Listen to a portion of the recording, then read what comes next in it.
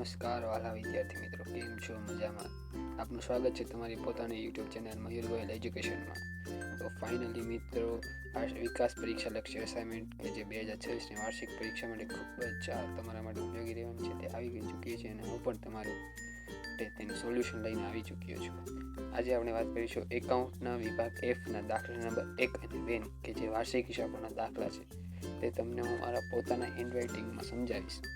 આપણો દાખલો ખૂબ જ વ્યવસ્થિત રીતે સમજાવેલો છે જેનાથી તમે પણ તમારી નોંધપોથીમાં લખી શકો. તો ચાલો આપણે વિગતવાર સમજીએ કે કેવો છે દાખલો.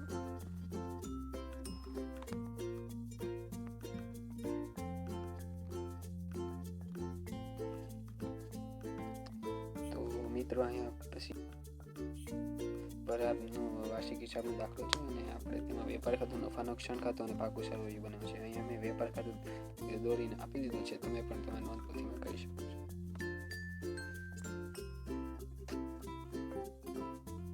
વિદ્યાર્થી મિત્રો, તમને આની PDF પણ મળી જશે જે ડિસ્ક્રિપ્શન બોક્સમાં ઉપલબ્ધ છે.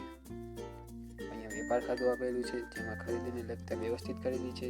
વ્યવસ્થિત ખરીદીમાં વિદ્યાર્થી મિત્રો એમાં શરૂઆતનો સ્ટોક, આખા સ્ટોક, ખરીદ પરત આવી ચૂક્યું છે જેનાથી તમને એમાં ખાતે સર્વેમાં શરૂઆતનો સ્ટોક અને આખા સ્ટોક આપેલા નહીં. આખો સ્ટોક આપેલો છે જે પાકા સર્વેમાં નોંધાશે.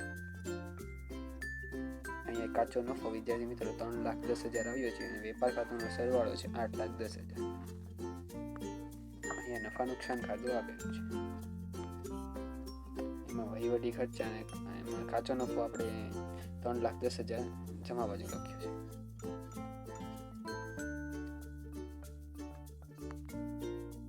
આપણને ચોખ્ખો નફો વિદ્યાર્થી મિત્રો 1,18,100 છે અને નફા નુકસાન ખાતાનો સરવાળો 3,16,000 છે. વિદ્યાર્થી મિત્રો, તમે તમારી નોંધપોથીમાં લખી શકો છો નફા નુકસાન.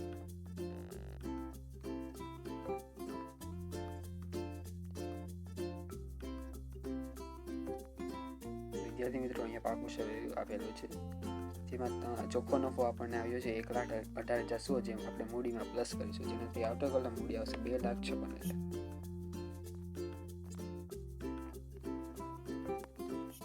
પરાગનું વાર્ષિક પાકું સરવૈયું છે.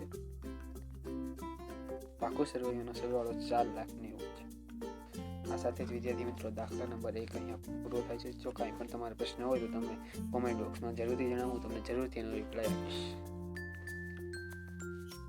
દાખલા નંબર 2 છે શ્રી રમેશનો તારીખ 31/3/2025ના રોજનો વાર્ષિક હિસાબનો દાખલો છે. એમાં વેપાર ખાતું છે, નફા નુકસાન ખાતું છે અને પાકું સરવૈયું છે. અહીંયા વેપાર ખાતું મેં બનાવીને આપી દીધું છે, તમે તમારી નોંધપોથીમાં લખી નાખશો.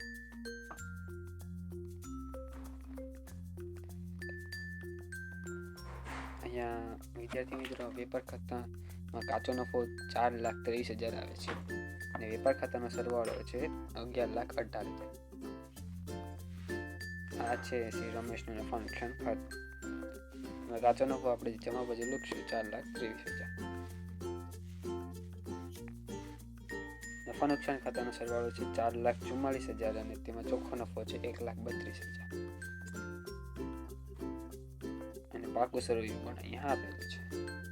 ચોખ્ખો નફો આપણે 1,32,000 તે મૂડીમાં પ્લસ કરશું જેથી આઉટર કોલમ મૂડી આવશે 5,20,000. અહીંયા પાકા સરવૈયાનો સરવાળો છે 8,41,000. આ સાથે વિદ્યાર્થી મિત્રો, આપણે વાર્ષિક હિસાબના દાખલા નંબર 1 અને 2 અહીંયા સંપૂર્ણપણે વિગતવાર સમજી ચૂક્યા છે. જો કાંઈ પણ તમારા પ્રશ્ન હોય તો તમે કોમેન્ટમાં જરૂરથી જણાવશો, હું તમને જરૂરથી તેનો રિપ્લાય આપીશ. દાખલા નંબર 3, 4, 5 તમને જલ્દીથી જલ્દી મળી જશે.